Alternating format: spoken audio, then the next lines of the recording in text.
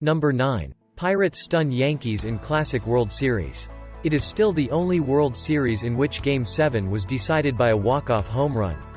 When the Pirates and Yankees met in 1960, they played one of the most unusual fall classics ever. New York thrashed the Pirates in each of its 3 victories, winning by a combined score of 38-3. The Pirates, on the other hand, only outscored the Yankees 24-17 in their 4 victories. The lead changed hands 3 times in the final 2 innings of Game 7, which was a back-and-forth game. In the bottom of the 9th inning, with the score tied 9-9, Pittsburgh's Bill Mazeroski, who is most renowned for his defense, hit a 1-0 fastball over the left field wall for an improbable triumph. The Pirates were outscored 55-27 in the series, and Mickey Mantle subsequently stated that it was the only loss that ever brought him to tears. Number 8. The Miracle Bowl, college football, was held on December 19, 1980. In the 1980 Holiday Bowl, BYU quarterback Jim McMahon led his Cougars to a 46-45 victory over the SMU Mustangs after trailing 45-25 with 4 minutes to play. After a failed 2-point conversion, McMahon connected with Matt Braga for a 15-yard touchdown with 2:33 remaining to make it 45-31. With 1:58 left in the game, McMahon led his team to another touchdown, a 1-yard touchdown run by Scott Phillips, who then caught the 2-point conversion to make it 45-39. With 13 seconds left, the Cougars were able to force a punt, which they blocked, giving them possession at the SMU 41-yard line.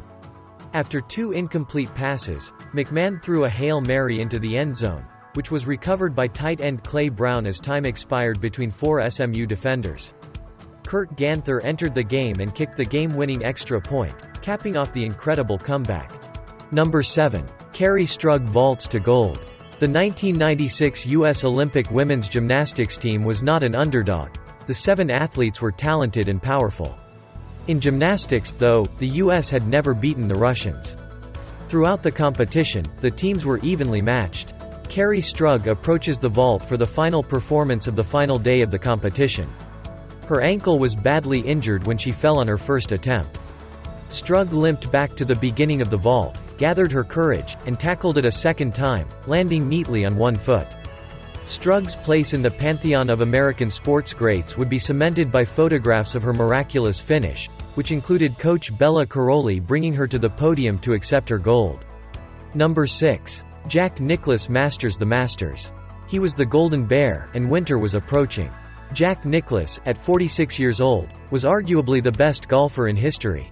But he was an afterthought at the 1986 Masters. He hadn't won a major tournament in 6 years, and only a few in the previous 8 years. He was done, washed up, and through, according to one prominent newspaper. Then came the last 9 holes laid on Sunday afternoon at Augusta. Birdie, birdie, 1 bogey mistake, birdie, par, eagle, birdie, birdie, par.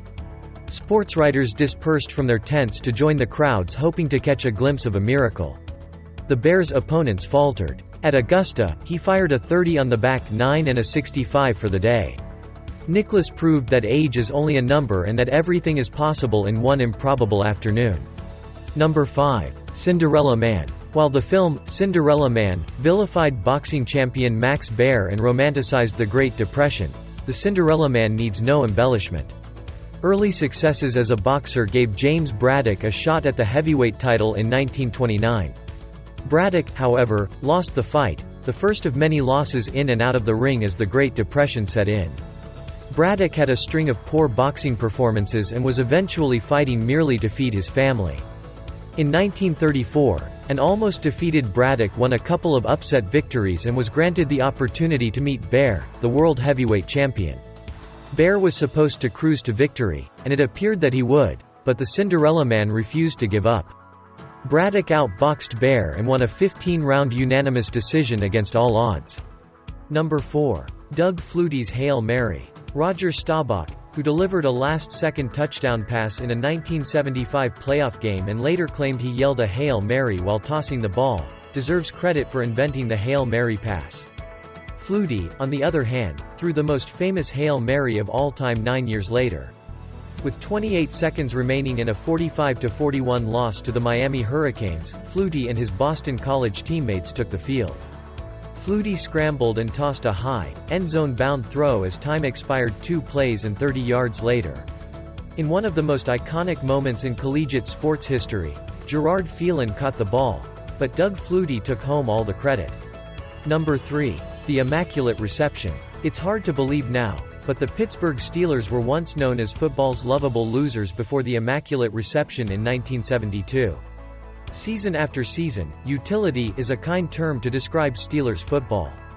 Then, with seconds remaining in a playoff game against the Oakland Raiders, Steelers quarterback Terry Bradshaw attempted a desperate pass down the middle of the field that was intercepted by another player and landed on the ground. Franco Harris, a rookie running back who appeared out of nowhere, scooped it up and sprinted for the game-winning score. The Steelers would go on to win 4 Super Bowls in the next 6 years, despite losing the next week.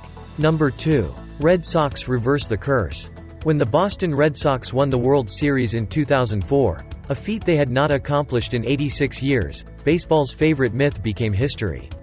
The team not only broke the curse of the Bambino, a legend in which Babe Ruth cursed the club for moving him to the New York Yankees in 1920, but they did so in a miraculous manner.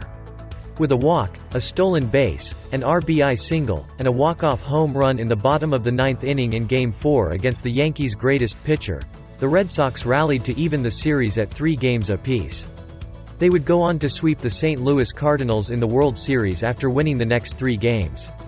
Number 1. The Miracle on Ice. It was the Miracle who inquired as to whether or not we believed in miracles.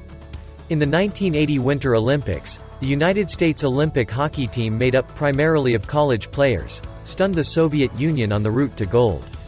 The Soviets had won the previous 4 Olympic hockey games, including a 6-0 victory over a team of NHL All-Stars in February 1979, and were the overwhelming favorites to capture the gold medal in Lake Placid in 1980. On the other hand, the Americans were not expected to win a medal and were seeded 8th out of 12 teams before the tournament. The United States advanced out of group play and met the Soviets 12 days after losing 10-3 to them in an exhibition game at Madison Square Garden. The Americans stunned the Soviets 4-3 thanks to goaltender Jim Craig's 36 saves and captain Mike Eruzian's go-ahead goal midway through the 3rd period, igniting wild celebrations in the arena and around the United States. The United States won the gold medal 2 days later, defeating Finland 4-2 in the final. So that's it for today. What do you think of our video? Let us know your thoughts in the comments below. If you enjoyed this video and would like to hear more from us, please subscribe to our channel and turn on notifications before you go. Thank you so much for watching us.